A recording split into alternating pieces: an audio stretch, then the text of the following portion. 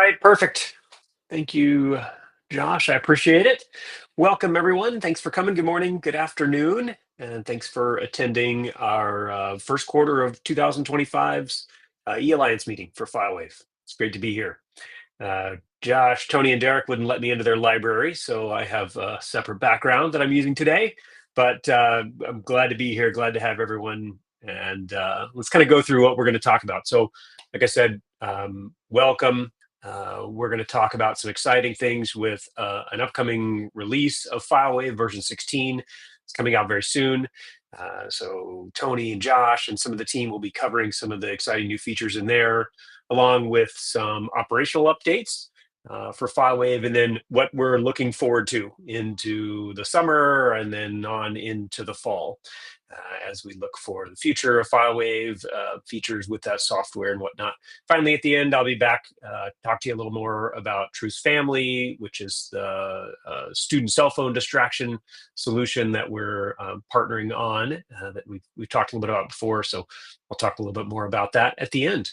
But without further ado, I'm going to go ahead and turn it over to Josh and Tony. I believe Tony's going to start, and we'll take it from there. All right, thank you for that, Scott, and welcome everybody. Thank you for joining. And I just want to point out one thing here before we jump into kind of the meat and potatoes of this, and that's the calendar of events that we have here at the right. Today's session, you may notice here on the agenda that we didn't have anything about Ask Me Anything.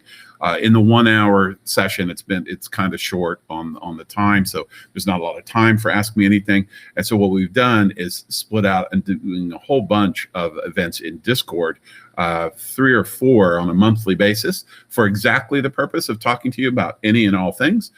So we're doing a FileWave Did You Know series every month. We're going to do a special instance of that next month on the 9th, I believe it is, or wait, it's the, which day is that? So on the 29th. On the 29th, sorry. Yeah, it's the 29th. On the 29th of next month is our next Did You Know, where PN and team are going to be talking about DDM best practices, which is really something that somebody asked for, and we thought that, hey, that's a great idea. We're also doing a special session next, in 2 weeks on the 8th on OS patching strategies with the changes you see in version 16 here. We have a product owner lounge that we do every single month, where if you want to give feedback about the product or things you'd like to see, things you'd like to see changed, etc. So there's all these different opportunities in Discord for events where you get a lot more one-to-one type of interaction with us. So we ask that you join those, and you can ask anything you want in those. And we're doing open office hours. There's so many different events going on. So we're looking forward to joining us there. There's a link here at the end about joining Discord, but not only do we have the events there, but there's also chat where people are chatting all the time. And it's the best community building we've ever had at FileWave. And we have kind of a history of different solutions, but Discord has really taken off. So I just give a little preamble on that. Josh, you can go ahead and hop in the next slide though, if you wouldn't mind. Yeah, and just by the way, if people don't know where that calendar is, it's right on, I should probably show it. It's right here. Go to customers and events right on filewave.com, and you can even subscribe to the calendar. So if you click down here, you'll see there's links to be able to put on your calendar. So, okay. Super, thank you. Well, the first thing we're going to talk about today is the official release of FileWave 16. It is imminent. The release is imminent. We had hoped to be able to deliver it today, but we're still working in QA, and our fantastic early adopters have been testing for us as well. We're dotting I's and crossing T's. We expect to likely release this the following Tuesday, not today, but next Tuesday. Version 16 is a major release. That's why it's version 16 and not 15.6. I think we've got just fantastic changes in here. The primary 2 big things that we're going to cover first are software update, OS patching changes, and client monitor tools, but there are tons of other changes as well in FileWave 16 that we're really excited about. And Josh is going to kick us off here by giving you a quick little demonstration and talk through the changes in client monitor. Yeah, so Client Monitor now is a hybrid web-based solution. So what that means for you is it looks the same in Anywhere and Central. In fact, it is sort of the same. So the same interface, it works basically the same in both places. It's consistent. It doesn't need you to enter the client IP, which is good for two reasons. One is no matter what you're set up, the IP that shows may be the public IP, not the, you know, you may not be able to get to the device if it's on a different network. Now you can get to it no matter what network it's on, as long as it has a NATS connection to the FileWave server. You can get to that Mac or Windows system with Client Monitor. So I think people will be very, very happy with that because we're using NATS to authenticate the client to the server. Your admin is authenticated to the server. You don't need that preferences password.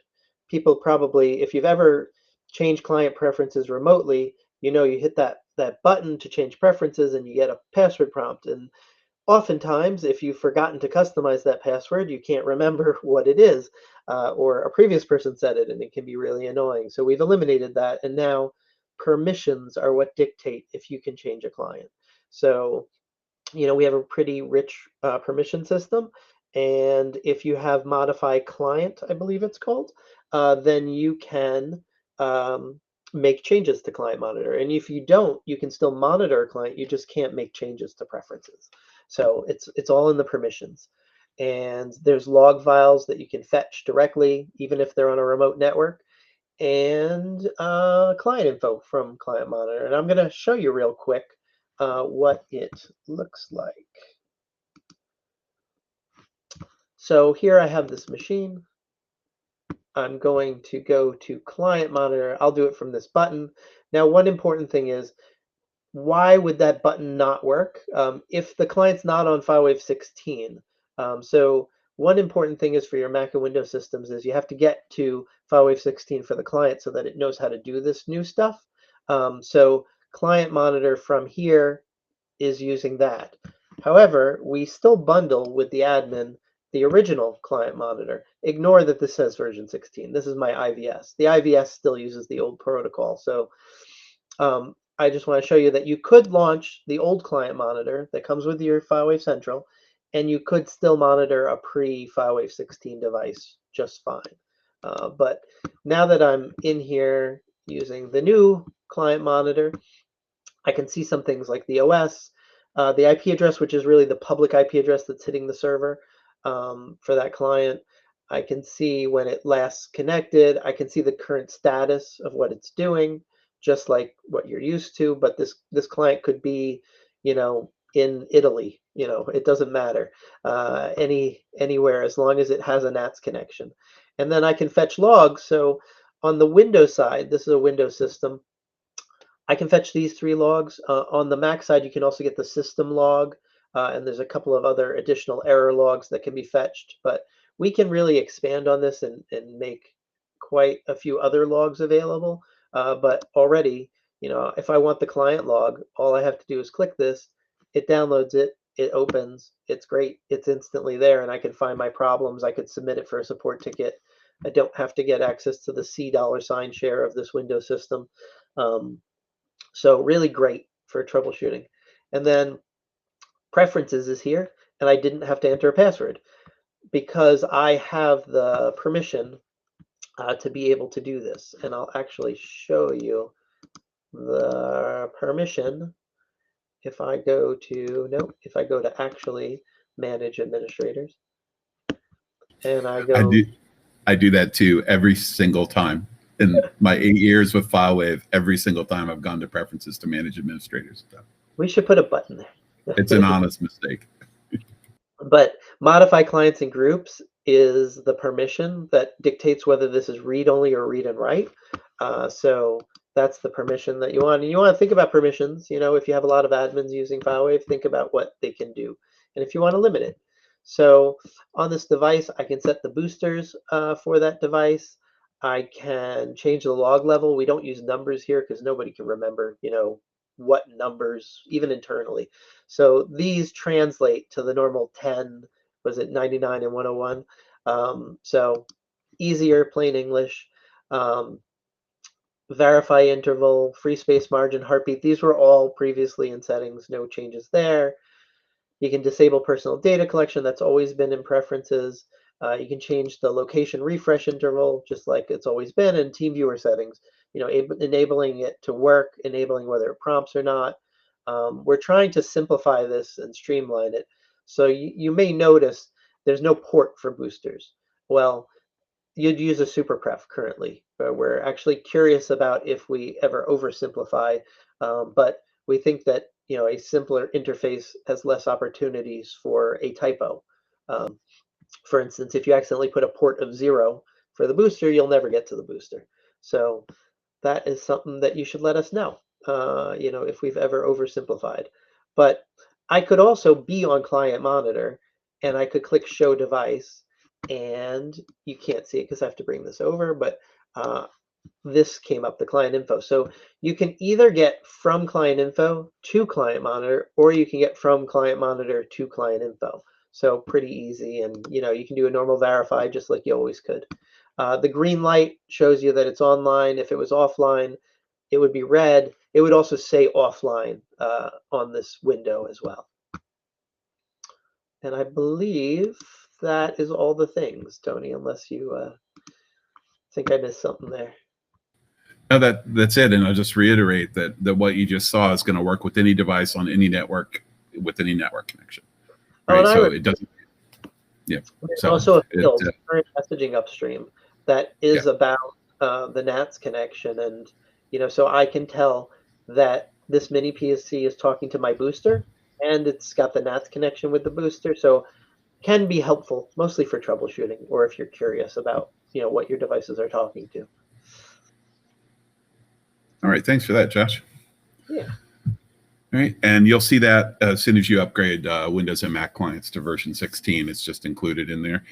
And if you find that a device, you right click and there's no client monitor option, it's because it's not upgraded to 16 yet. So anyway, and everything is client started, so it eliminates all the authentication stuff. It just overall simpler, more secure, and we're really excited about it. And we use it all the time. So it's a great update. The next thing I want to cover are really some massive changes to software update, and a little bit of a story before we go into this. When I first joined FileWave, again, I've been here a little bit over 8 years ago. The very first thing I said is, boy, I wish we'd kind of do an overhaul of software update. And it's taken us a while, but boy, we've done a deep dive on this in this release and done some really significant changes. The changes are more significant on the Windows side of things, but they're changes for all platforms. So there's a new user interface, and I'm going to show this here momentarily. But there's a new user interface for getting to software updates now. There's no longer any software update assistant. For Windows, this now includes all Windows patches, not just security patches, which is the way it was before. There's a new delivery mechanism for how the patches get to devices. There is no more offline catalog for Windows, which cuts down on transfer and some complications from that. There's much, much, much easier file set creation, which includes bulk creation and defining where your patches are created in the UI, which makes it much easier to create them kind of in one fell swoop. There is better reporting because everything is coming from the client as of the client's status, and that lines up, and that's actually where all the software updates are coming from as well, from clients driving that. The assignment of patches is done differently, somewhat radically differently than it was before. So you'll kind of get rid of the way you associated them before, and you're going to do it in a new way. But I do want to call out that special event that we're doing on Discord on April 8th, where we'll be covering this in great depth. Today, we're just going to give a little sneak preview of it, but we're going to really dive into that on the 8th. There is also an individual patch view to look at details on an individual patch, and better reporting of that within client info as well, and some great new filters as well. So, Josh, I'm going to go ahead and share my screen now. Okay, let me show you this just a little. And I want to just mention two things that I thought about as you were reading off the list, was also that you can leverage boosters for the Windows OS patches, so that clients don't necessarily have to pull through Microsoft to get it. They can pull through a booster. So that's pretty good for traffic through your internet gateway. And then if you have the pre-16 OS updates, you probably want to flush those out when you upgrade, because that old mechanism shouldn't work anymore. So you just get rid of those to clean up, basically. Exactly, on both of those. So I'll just show you really quickly here in my environment. I do a patch group for client devices, an alpha, beta, and a production. I've got the same thing in file set groups for alpha, beta, and production, and I'm doing this all through deployments. So I've got a deployment for alpha, beta, and production, and we'll dive into that in that Discord event. But that is a little bit of a preamble to show you this new software update view. So we'll start over here on the Apple side. The mechanism for delivery here is GDMF for everything on the Apple side. The delivery of those has not changed in this release, but the filtering and such in here has. Now, I've already created all of these patches, but you'll see that I can filter in this view now by file set status. So we've split apart the status from the platforms and the actual file set statuses. So in here, I can look at all file set statuses, and I can say, hey, show me everything that I haven't created a file set for. I don't have any of those for Apple. And in fact, I don't have any of those for Windows either right now, right? So if I go back to all file set statuses, you can see all of these. But let's go remove one of the ones that I have created. So I'm going to go over to my alpha patch testing group, and I've got a software update in here. As Josh mentioned, you're going to want to do some cleanup just to free up some of your disk by deleting the old file sets, because you cannot use those any longer. And you'll notice that this has no size, that this patch is it's really just metadata. It's more like the way it's been handled on the Apple side for a while. The clients download the updates. And as Josh mentioned, if they've got a booster assigned, then the booster will do the caching of those for you. But I'm going to delete this guy, and then I'm going to update the model, and we're going to go back to our other view, and you can see how the patching. In fact, I'm going to delete this one too, so you can see that we can do more than one at a time. So I'm going to update the model, and then go back over to that software update view. And so let's assume it's Patch Tuesday on the Windows side of things, and I can see, the new stuff that's come out, or I've got virus definitions, etc. If I go to no file set now, I'm going to see, well, it's not. Oh, that's great. Oh, is it because it's requested only? Maybe. Because if nobody is requesting it, those two updates you deleted. Yeah, they may be because they're already assigned. But basically, I can come in here and I can filter for any file sets that are not created. And then when you can multiple select them in this view and right-click and create file set. Right, so I can still show that anyway, even though I've got them. I can create additional. And when you choose to create, you can then pick where you want to put it. So if I wanted to put these, for instance, in my beta testing group, I can go ahead and do that from here.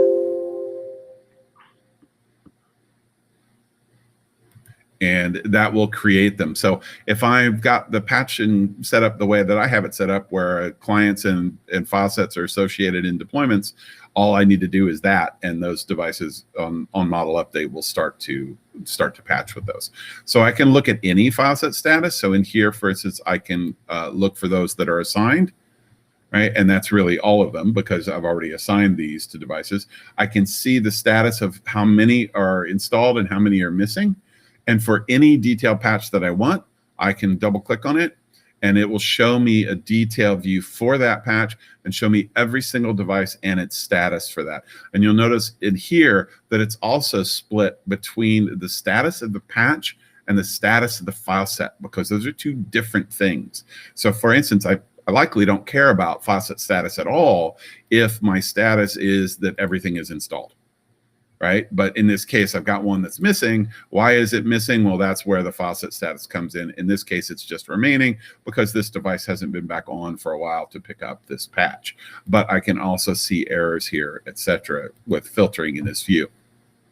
Additionally, then I can see that same thing from the client view for any particular device. So if I look at the device that I'm on here right now,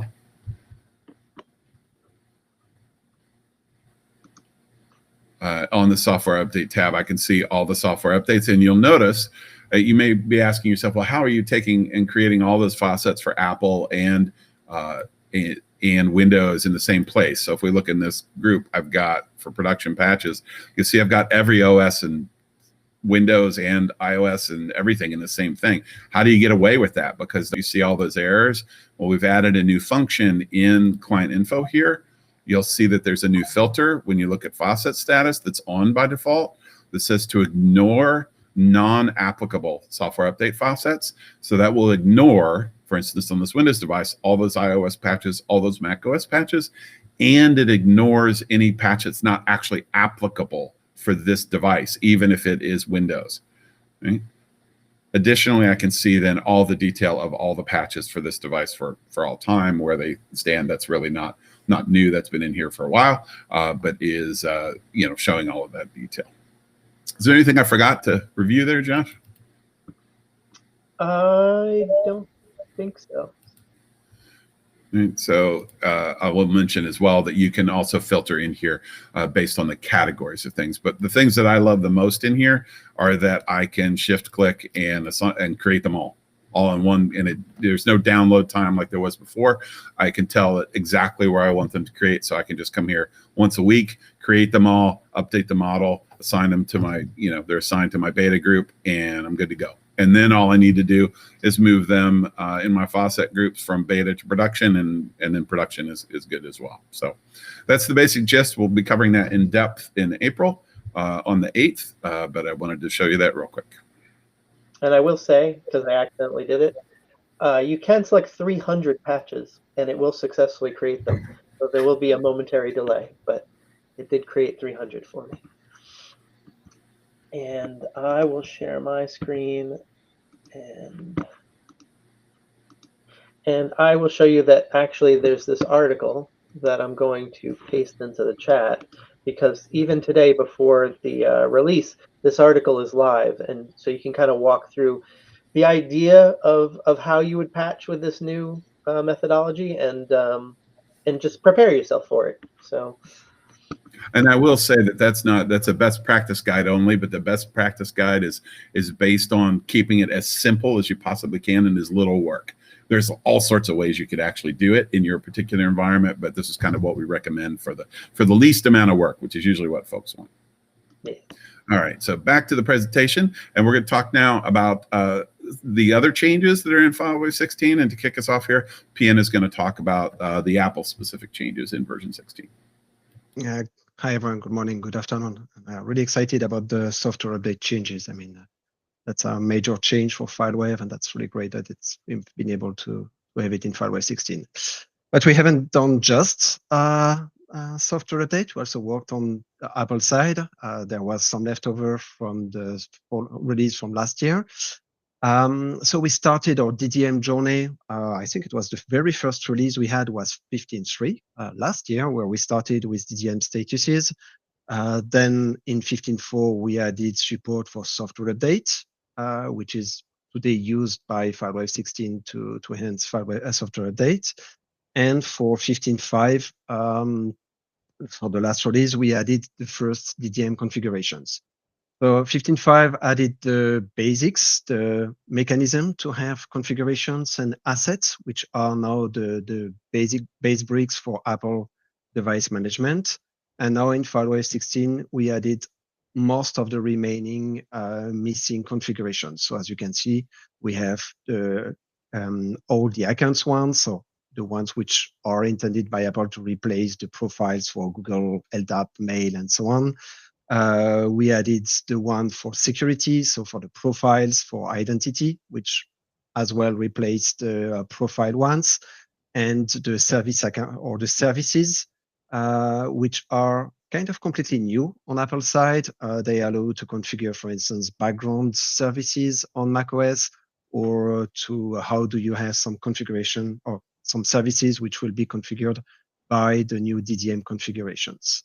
All of this works together with new DDM assets, and all of them will be working together. So if you create a new account which requires an asset, you just deploy the configuration, and FileWave will deploy the asset for you automatically.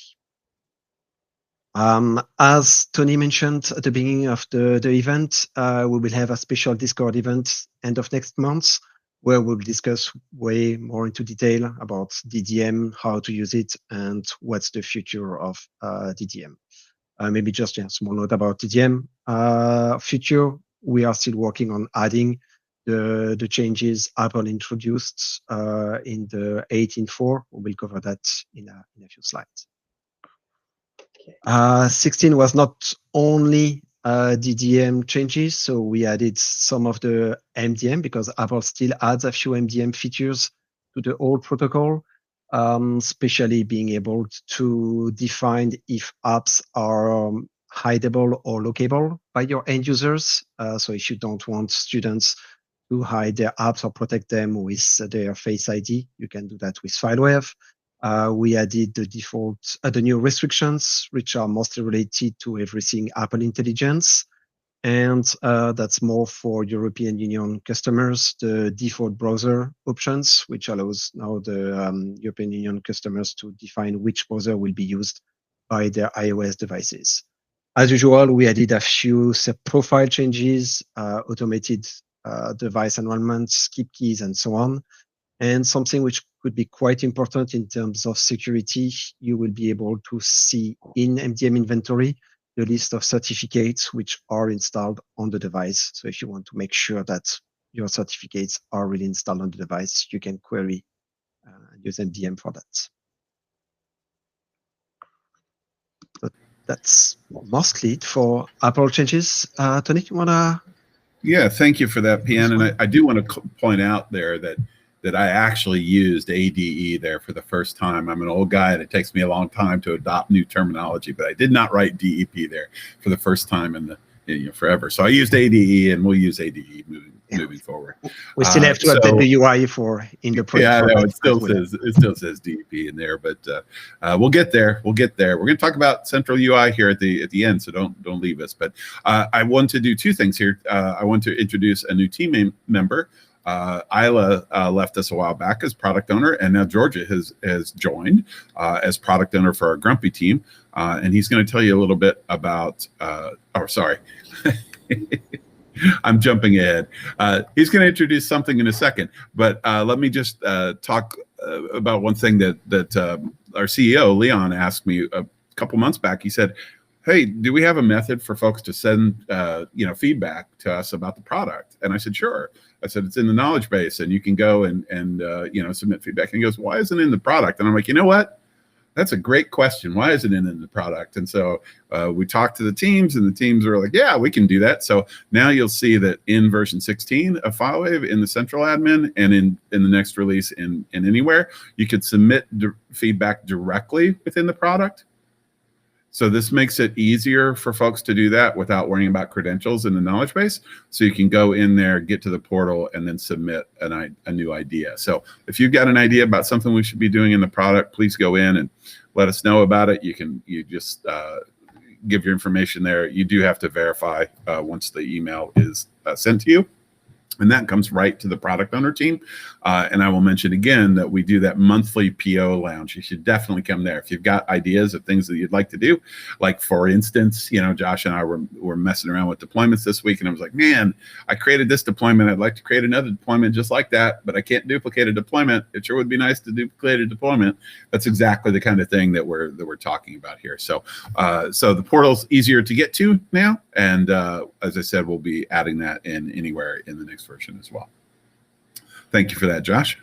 Yeah. All right. We've also added the ability, this has been in Anywhere for a while, but wasn't in FileWave Central, the ability to see detailed association or deployment information from within client info now. So if you right click on any file set in the file set info view, you will see how it's assigned to a device. So Josh is going to show us here for the Josh Mini PC. If you take any particular file set and you right click on it, you can say show association, and it will show you either association or deployment information. It will show you on the left what client or group, in this case it's an OS patching alpha group that it's assigned to, and on the right you can see the faucet group that it's coming from, which is also confusingly called OS Patching Alpha. So, but you can see exactly why that faucet is associated to this device and which association is the winning one for this device. So we're really happy to have that in here as well now. Thank you for that, Josh. Yeah.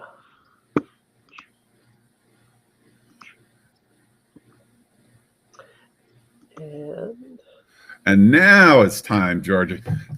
Feel free to take the mic and give folks an overview of what we're doing with kiosk customization. So yeah, thank you, Tony, for the introduction. So again, morning or afternoon, everyone. I'm George, like Tony mentioned. I'm the senior product owner at FileWave. I've only been here for about 3 months, so I don't have any cool stories like Tony does or Josh or anybody else. But yeah, so what I'm going to talk about is something I think is pretty cool that we're doing in FileWave 16. And I think you're going to like that. So we've added a brand new section to the FileWave policy type. And what this does is essentially lets you customize the kiosk on your endpoints in a super simple way. So you can now set a custom logo and primary color for the kiosk.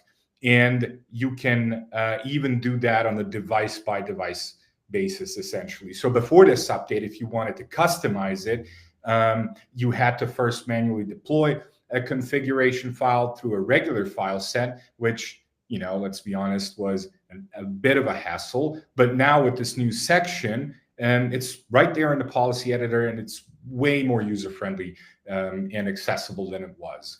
And I think what's really cool about this particular feature is the flexibility it actually gives you. You can set different themes for different departments or different schools, etc. You know, your science department could have a green theme. Your art department could have purple or red, or, you know, whatever their kind of vibe is. And I think that kind of customization would have essentially been impossible without this extra ton of work that you'd have to put in earlier. So basically that's that in terms of kiosk. Back to you, Tony, I guess. Oh, and maybe I'll show really quickly how to get here, because I don't know that everyone knows where FileWave policies are. So, well, why don't we do that in just a second, Josh, when we cover that new UI for the faucet thing anyway. Oh, right? yes. So we'll go right in there. But one thing I'll mention, and now, George, you said red for art. You know, are you saying that people in art are angry? Like, isn't red the color of anger? That doesn't seem right. I did also say purple as well. Okay, all right, good. The color of royalty. Good. We're all right. That's better. Yeah, there you go. All right. Okay.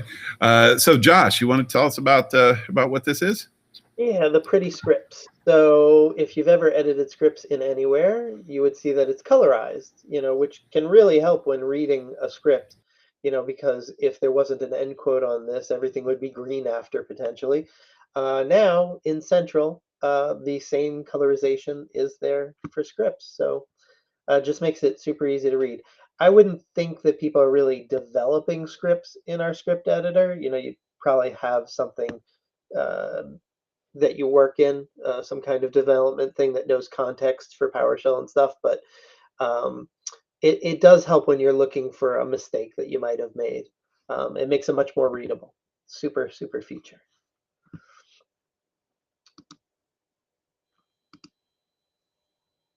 And then missing mode, I was also going to talk about. Right, yeah.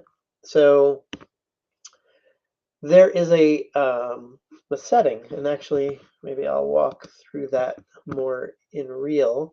So if I right click on this mini PC and I set it to client state missing, if I do that to a Mac or Windows system, what ends up happening is that in the kiosk there is this message. That is what you'll see. Now right now that's helpful if somebody goes into kiosk and sees it. You do have other messaging options if not everyone may realize it, but we added a whole notification system to FileWave, so you can send pop-up messages to your end users. So those pop-up messages will show in OS notifications, so they'll see those, And now this will show up here when we set it to missing. And we're really curious to get feedback about, maybe does this need more, or does it work into some workflow, or maybe future automations. But feedback is great. I think it's helpful that you can provide some messaging about how to return the device. If you think about a school, it's the end of the school year and people are supposed to turn in devices. Being able to not only send a notification to the device to inform the user about returning it, but also setting missing mode. Don't think about it just as missing. It can also be device should be returned, and you're providing some direction like the help desk number or such. So I think it's a step forward in the area of missing, or just I want to tell somebody how to turn in their device. All right, thank you for that, Josh. And in the sake, just looking at the clock, we're kind of tick-tock here, so we'll pick up the pace a little bit. One of the things we've added is, as well as we had feedback about this new menu for faucets, that, hey, I don't want to drill down in the menu every single time. So you'll see in version 16 now that there's a new recent option that you'll see at the top level that shows you the things that you have done recently. So in this case, for instance, I already had policy in here because I had used policy when I took this particular screenshot. Josh, do you want to show them how to get to that kiosk policy that we talked about before, though? Yeah. So if I go to file set and I do a new file set, you can see these are the ones that I've recently used. And which also includes policy. Yeah. And if you don't have it in your recent, under general, there is policy, which you can think of as FileWave policy. FileWave policy includes this new kiosk. Here's that name, the image that you can add, and the color that you can set. Over here, there's also geofencing for Android, blocker scripts, which can be helpful to have devices not get updates for a period of time. Blocker scripts, there's some KB articles. You should really look into it because it can do some cool things. But I'm happy to see another thing in policies. All right, thank you for that, Josh. Yeah. All right, we've also got VPP licenses now show in client info for devices. So when you're looking at an individual device, you can see the VPP licenses assigned to it. You can see here, I've just got one app assigned to this particular, or one license assigned to this particular device, but you can now see that in client detail view, which is awesome. Oh, and then back to me. So there's, as always, security is always moving forward. So with every release, there are always things that are updated for security reasons. So we have updates just as always. So it's, besides all these functions that you see that are really cool in this version, you do want to keep upgrading also for security reasons. And with that said, there will be a CVE published. It's specifically for Windows clients, and it is for a specific use case. And there'll be more details when it publishes, but know that there has to be a verification script, and there has to be some executable and a local user that is trying to do harm to the machine. So it's not a remote exploit. It's not anything. I think that there are a lot of hoops to jump through to do it. We're still publishing a CVE because even things that are kind of academic, we should still publish and address, because it's an opportunity to make it even more locked down. Just like if you think about we got rid of passwords for managing settings, you could think of that as a security improvement too, because now there's not a password that's somewhere that somebody could know. And so this is similar. So you'll see more details. The CVE will get published. We'll send out some kind of notification so that you guys know, because not everybody monitors for CVEs. But yeah, this would be another reason to get to 16, because it just improves your security posture. And just to point out, in case Josh didn't say it explicitly there, it's already resolved in version 16. So yeah, that's the reason to get to 16. Yeah, exactly.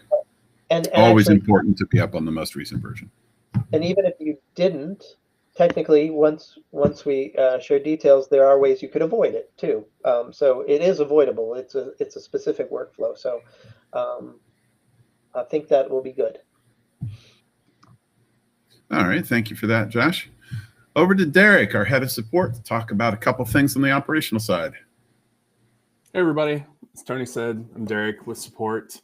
I just wanted to come on here real quick and just remind everybody that support is here to help you with basically anything and everything FileWave, right? So even if you don't know what group you want to reach out to or whatever, you can just ping us first and we can get you directed towards that. But obviously the main thing for us is break fix, right? We want the product to work the way it's supposed to be working for you. So if it's not, reach out. The example I have is I had a customer ping us last week and was upset because they've been dealing with an issue for a month.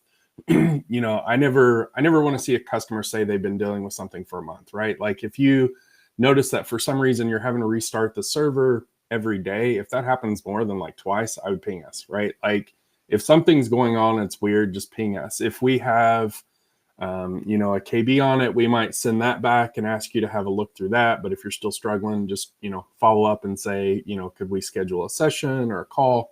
We're happy to help, right? Because the whole, you know, the whole goal of my team is to make sure that, you know, things are working the way they need to. And part of that I have on here is the upgrades, right? A lot of people will reach out to us and will notice there are a few versions behind.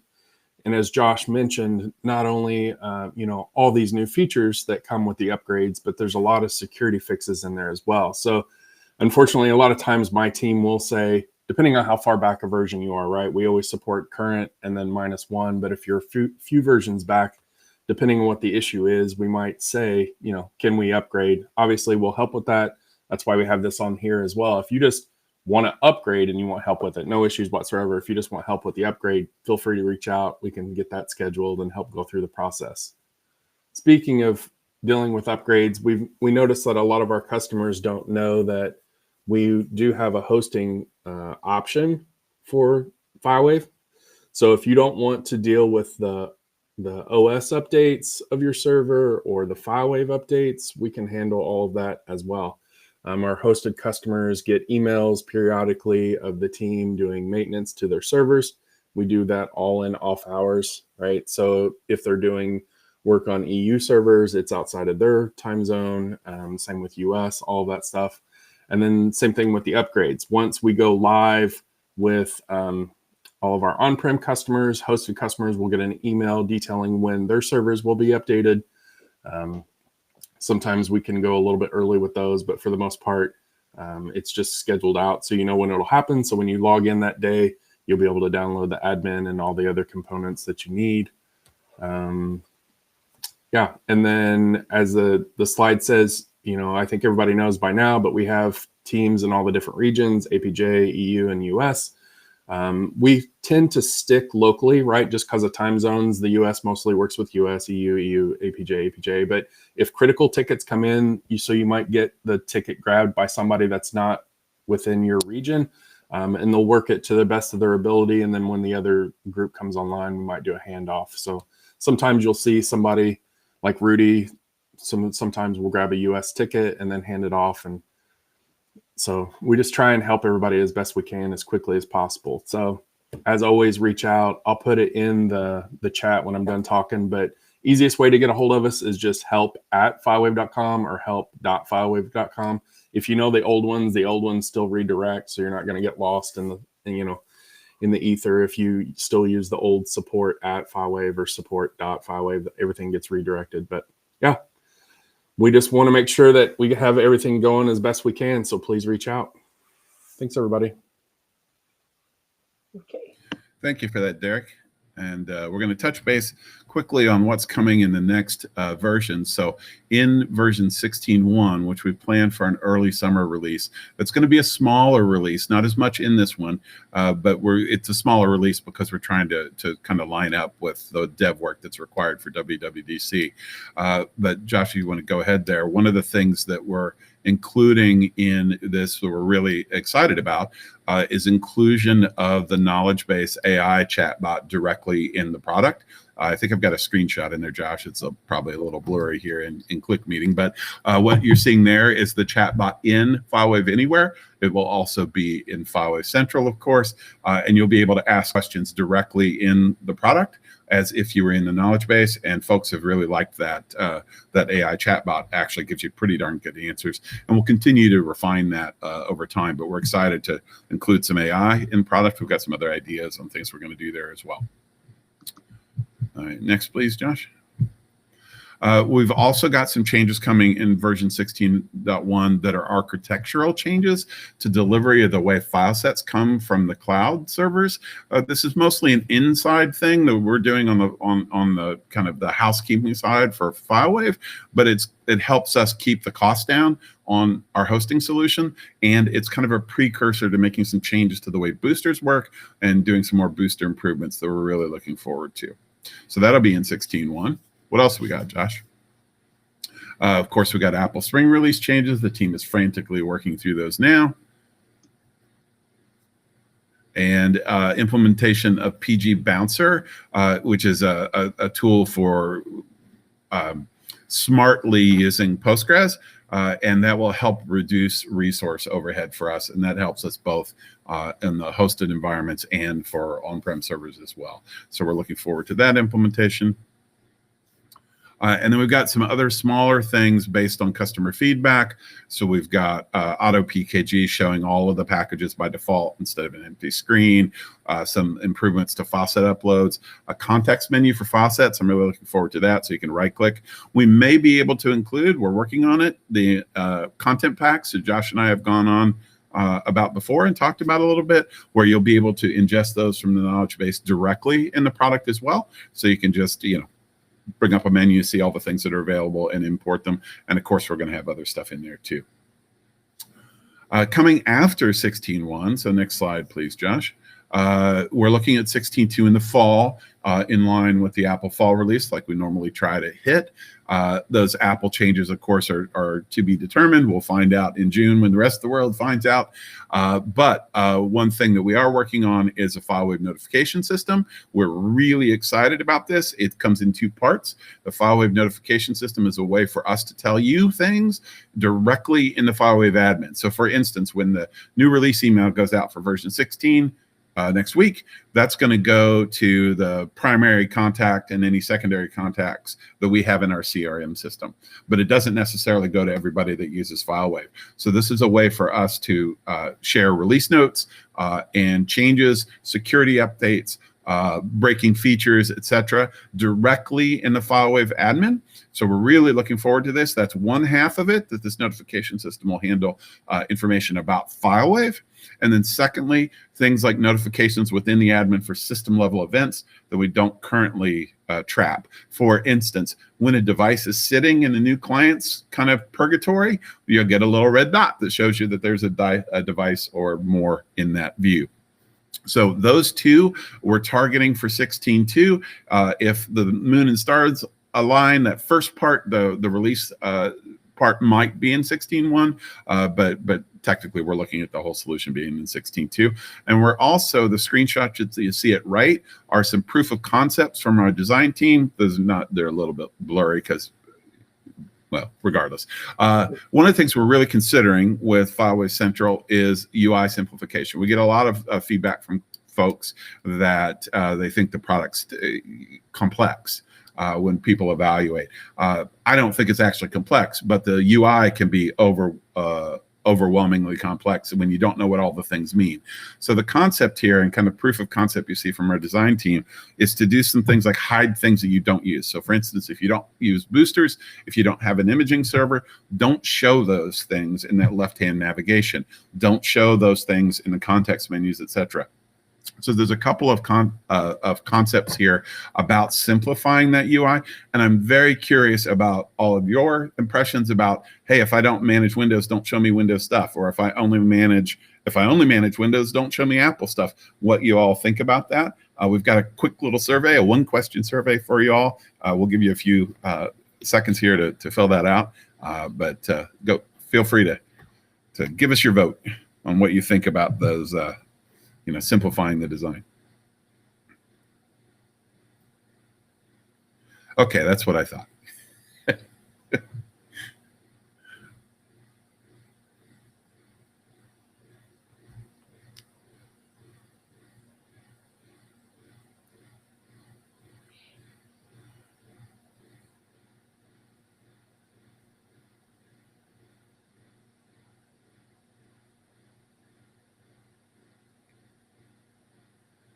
Well, thanks for that. We appreciate the feedback, and that's pretty much aligns with what we were thinking, but definitely thinking that, you know, somebody that comes in new to FileWave, it's a whole lot easier to start with less stuff. Kind of like a tutorial in any game where you learn how the controls work. It's kind of the same concept here. Thank you for showing that, Josh.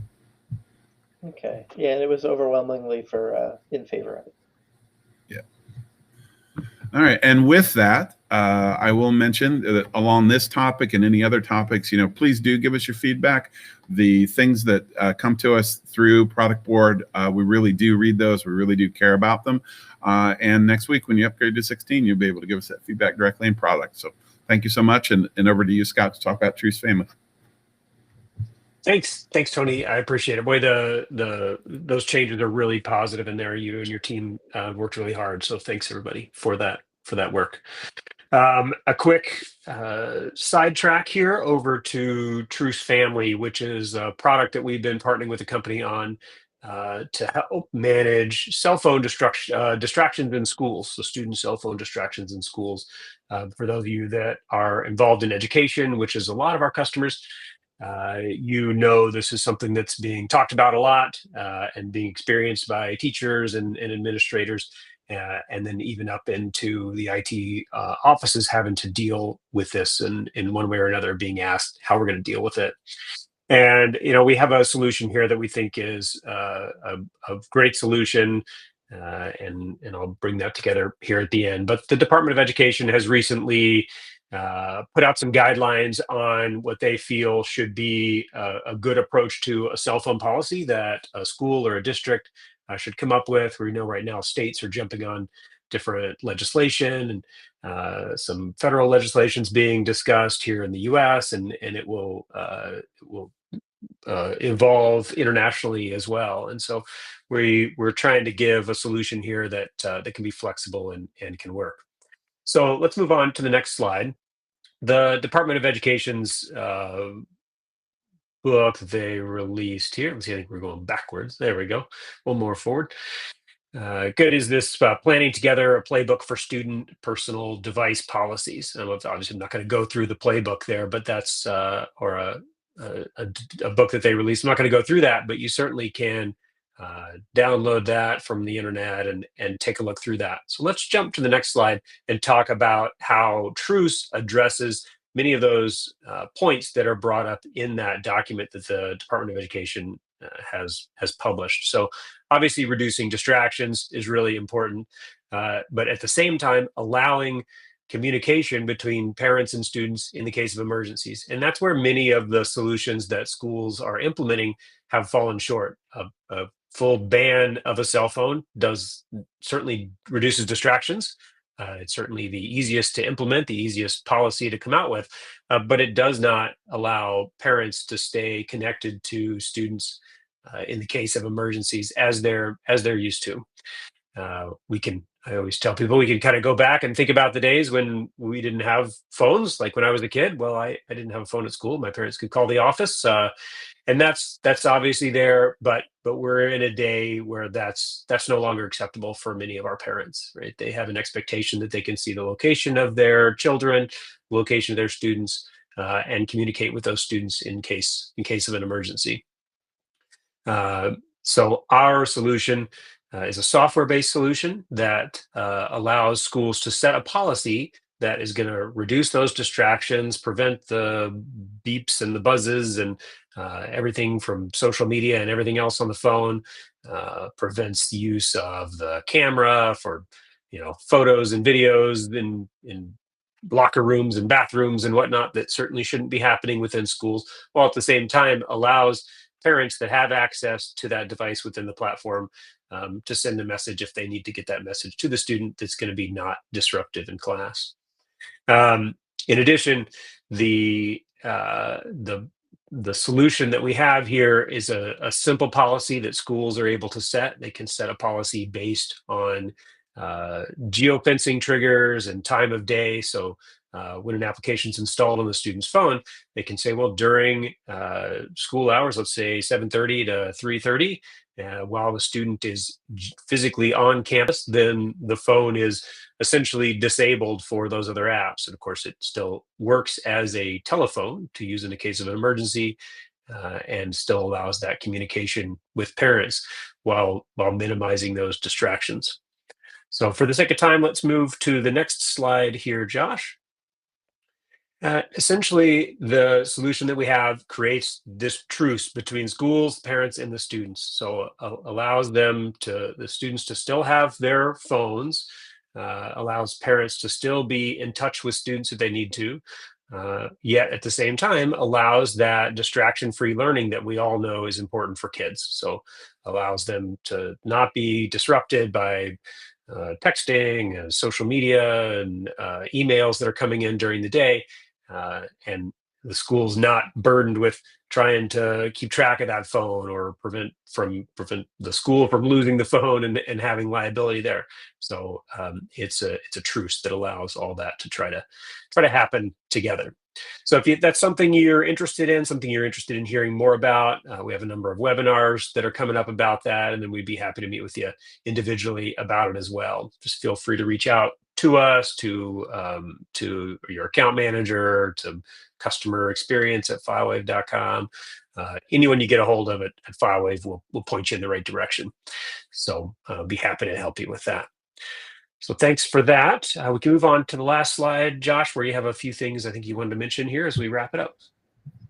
Yeah, just here's some helpful QR codes to get you to Discord or to our various social things like our YouTube channel, where the recording of this event will be, and many other things are on our YouTube channel, and Alliance Forum, which is a web-based forum that we also support.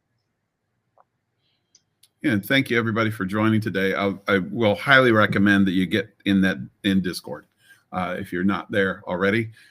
The events are terrific and really are a way to talk to us, on a pretty much one-to-one basis. And we're here for you, to talk if you want to talk about really anything. So there's all sorts of opportunities for that. Go check us out and get subscribed. Thanks everybody for joining us today, as always, and we look forward to talking to you again soon. Thanks so much. Thanks, everyone.